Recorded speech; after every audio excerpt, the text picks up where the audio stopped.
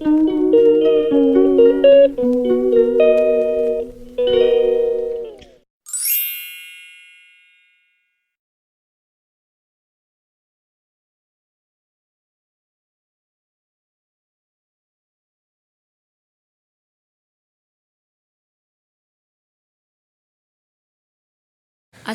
علیکم، کیا حال چال ہے؟ امید کرتی ہوں کہ آپ سب لوگ خیریت سے ہوں گے۔ الحمدللہ میں بھی بالکل ٹھیک ہوں۔ آج کا میرا ولاگ بہت ہی اسپیشل ہونے والا ہے۔ کیوں اسپیشل ہونے والا ہے؟ چلیے میں آپ کو اپنے ماں کے ہاتھ کا کھانا بہت ہی اچھا لگتا ہے، مجھے بھی اچھا لگتا ہے، اور مجھے لگتا ہے کہ جو ماں کے کھانے کا ٹیسٹ ہے وہ نہ تو ریسٹورنٹ کا نہ 5 اسٹار کے ہوٹل کا ایسا ٹیسٹ ہوتا ہے جو ماں کے ہاتھ میں ٹیسٹ ہوتا ہے۔ آپ میں سے کون کون میری اس بات پر ایگری کرتا ہے کہ دنیا کا کوئی بھی ریسٹورنٹ ہو، دنیا کا کوئی بھی 5 اسٹار ہوٹل ہو، لیکن جو ذائقہ، جو لذت ماں کے کھانے میں ہے وہ کسی ریسٹورنٹ کے کھانے میں نہیں ہوتی۔ آج میں ماں کے ذائقے کی، ماں کے کھانے کی اتنی تعریف کیوں کر رہی ہوں؟ میں آج یہ باتیں اس لیے کر رہی ہوں کہ آج کی جو میری ویڈیو ہے، آج کا جو میرا ولاگ ہے، اس میں جو کوکنگ ہو رہی ہے، جو آپ کے ساتھ ریسپی شیئر ہو رہی ہے، وہ کوئی اور نہیں بلکہ میری اپنی امی جو ہے وہ کھانا بنا رہی ہیں، اور میری امی کا کھانا بہت ہی مزیدار ہوتا ہے۔ یہ تو میں کہتی ہوں، لیکن مجھے لگتا ہے کہ ہر اولاد کے لیے، ہر بیٹی کے لیے، ہر بیٹے کے لیے اس کی ماں سے بہتر کوئی کھانا بنا ہی نہیں سکتا۔ آپ کو میں نے یہ تو بتا دیا کہ بنا کون رہا ہے اور بن کیا رہا ہے۔ آج بن رہا ہے دال کدو، اور اس کے اندر جو ہے وہ ہم مٹن ایڈ کریں گے اس کو اور زیادہ مزیدار بنانے کے لیے۔ آپ لوگوں نے مجھے کامنٹ کر کے بتانا ہے کہ کس کس کو اپنے ماں کے ہاتھ کا ذائقہ کھانا بہت پسند ہے، اور ہاں، اور دال کدو کس کو پسند ہے، یہ کس کی فیوریٹ سبزی ہے۔ شادی کے بعد میں نے سب سے زیادہ مس اپنی امی کے کھانے کو کیا۔ میں خود بھی اچھی کوکنگ کر لیتی ہوں، بٹ خود کا بنایا ہوا بھی مجھے اتنا اچھا نہیں لگتا جتنا اچھا مجھے اپنی امی کے ہاتھ کا لگتا ہے۔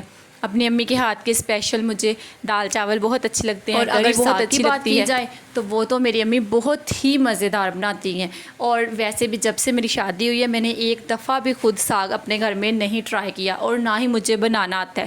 جب میں بناؤں گی تو شاید میں اچھا بنا لوں، لیکن ابھی تک میں نے ٹرائی نہیں کیا، میں نے نہیں بنایا۔ کیوں نہیں بنایا؟ کیونکہ ہمیشہ ہی ہر سردیاں میری امی مجھے ساگ بنا کے بھیج دیتی ہیں، تو مجھے بنانے کی ضرورت ہی نہیں پڑتی۔ اپنے گھر میں بہت اچھا پکاتی ہے، کھاتی ہے، لیکن مجھے لگتا ہے کہ جو کھانا امی کے گھر سے بن کے آتا ہے اس کی خوشی ہی الگ ہوتی ہے، اور اس کا مزہ ہی، اس کا ٹیسٹ ہی الگ ہوتا ہے۔ اور اللہ تعالیٰ سے دعا ہے کہ اللہ تعالیٰ میری امی کو صحت والی لمبی زندگی عطا فرمائے، آمین۔ اور جن کی مائیں فوت ہو گئی ہیں ان کی مغفرت فرمائے، اور ان کی بیٹیوں کو صبر عطا فرمائے، آمین۔ جو میرے نیو ویورز ہیں وہ چینل کو سبسکرائب کر دیں۔ اگر ان کو میری یہ ویڈیو اچھی لگے تو اس کو لائک ضرور کریے گا، اور اچھا سا کمنٹ کر کے جب ہم نے امی کے گھر جانا ہوتا ہے تو پہلے ہی ان کو بتا دیتے ہیں کہ ہمارے لیے چکن وغیرہ آپ نے نہیں بنانا، بلکہ آپ ہمارے لیے مسر چاول بنا دیں، آپ ہمارے لیے دال چاول بنا دیں، اگر ہو سکے تو کری بنا دیں۔ لیکن ہمیں ایسی چیزیں جو ہیں، ہم چاہتے ہیں کہ ہم جائیں اور ہمیں یہ ملے، کیونکہ ماں کے ہاتھ کی چیزیں جو پسند ہوتی ہیں، چکن وغیرہ کھانا یا مطلب بیف، مٹن، یہ چیزیں میٹر نہیں کرتی، میٹر کرتی ہیں کہ آپ کو آپ کے ماں کے ہاتھ کی بنی ہوئی کون سی چیز پسند ہے۔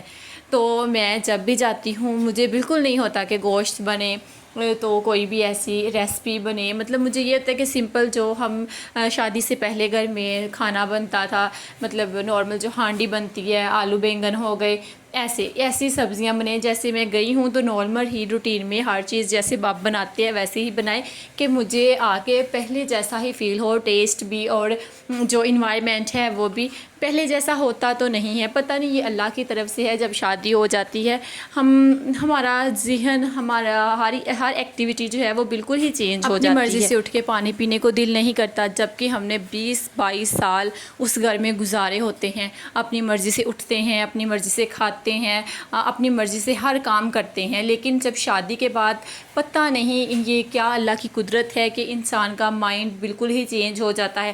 وہی گھر جو کبھی ہمیں ہمارا گھر لگتا تھا، وہی گھر جس گھر میں ہم بالکل خود کو آزاد فیل کرتے تھے، لیکن اب جب جاتے ہیں تو ایسے لگتے ہیں کہ ہم مہمان ہیں۔ ہمیں تھوڑا سا جو ہے وہ خود کو اور حساب سے رکھنا پڑتا ہے، جبکہ پہلے اور بات ہوتی ہے اور شادی کے بعد بالکل ہی اور بات ہو جاتی ہے۔ لڑکیوں میں ہی نہیں آتی بلکہ والدین میں بھی آتی ہے، جو بہن بھائی گھر میں ہوتے ہیں ان میں بھی آتی ہے، جب ہم جاتے ہیں کافی دنوں بعد جاتے ہیں تو وہ تھوڑی ہمیں رسپیکٹ دیتے ہیں، وہ تھوڑا ہمارا خیال رکھتے ہیں، جبکہ شادی سے پہلے نارمل ایسے کچھ نہیں ہوتا. تو بالکل ہی جو ہے وہ انسان کی لائف چینج ہو جاتی ہے.